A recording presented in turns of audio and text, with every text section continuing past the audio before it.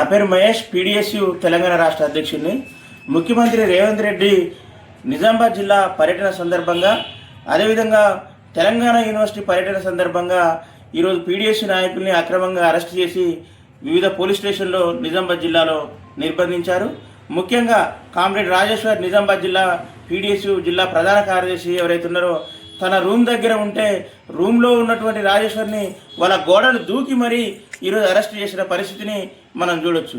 ముఖ్యంగా ఈరోజు ప్రజాస్వామ్యాన్ని 7వ గ్యారంటీగా ఇస్తానని చెప్పినటువంటి ముఖ్యమంత్రి రేవంత్ రెడ్డి గారు ఇలా పోలీసులు పెట్టి అరెస్ట్ చేయించడం అనేది చాలా దారుణమైన విషయంగా మేము భావిస్తూ ఉన్నాం. ఆడ నిజామాబాద్ మున్సిపాలిటీలో 7వ వార్డులో 24వ వార్డులో విప్లవ పార్టీ అనేటువంటి సిపిఎం న్యూ డెమోక్రసీ పార్టీ పోటీలో ఉంది. పోటీలో ఉండడమే కాదు, పాలక ప్రతిపక్ష పార్టీలకి ఈరోజు వ్యతిరేకంగా పోరాడుతున్నటువంటి సిపిఎం న్యూ డెమోక్రసీ పార్టీ, ప్రజల ఆదరాభిమానులు చూరుకున్నటువంటి సిపిఎం న్యూ డెమోక్రసీ పార్టీ అక్కడ డివిజన్లో ఈరోజు గెలిచే అవకాశం ఉంది.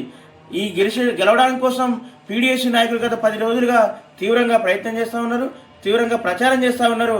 ఇలా ప్రచారం చేయకుండా అడ్డుకొని ఈరోజు పోలీసులను పెట్టి అరెస్ట్ చేసిన పరిస్థితిని మనం నిజామాబాద్ జిల్లాలో చూడొచ్చు. ముఖ్యమంత్రి రేవంత్ రెడ్డి గారికి ఏ విధంగానైతే మున్సిపాలిటీ ఎన్నికల్లో ప్రచారం చేయడానికి హక్కు ఉందో పీడీఎస్యూ నాయకులకి అదేవిధంగా మున్సిపాలిటీ ఎన్నికల్లో ఈరోజు ప్రచారం చేసుకోవడానికి హక్కు ఉంది. ప్రజాస్వామ్యం రాజ్యాంగం కల్పించిన హక్కు. ఎన్నికల్లో ఎవరైనా స్వేచ్ఛగా పాల్గొనవచ్చు, ప్రచారం చేసుకునే హక్కు మనకిచ్చింది. కానీ ఇలా ప్రజాస్వామ్యాన్ని, రాజ్యాంగ హక్కుల్ని ఉల్లంఘిస్తూ ఈరోజు ముఖ్యమంత్రి అదేవిధంగా పోలీసులు పీడీఎస్యూ నాయకులు అక్రమంగా అరెస్ట్ చేయడం అంటే చాలా దారుణమైన విషయంగా భావిస్తూ ఉన్నాం. వెంటనే అరెస్ట్ చేసిన పీడీఎస్యూ నాయకుల్ని విడుదల చేయాలని చెప్పేసి మేము డిమాండ్ చేస్తూ ఉన్నాం.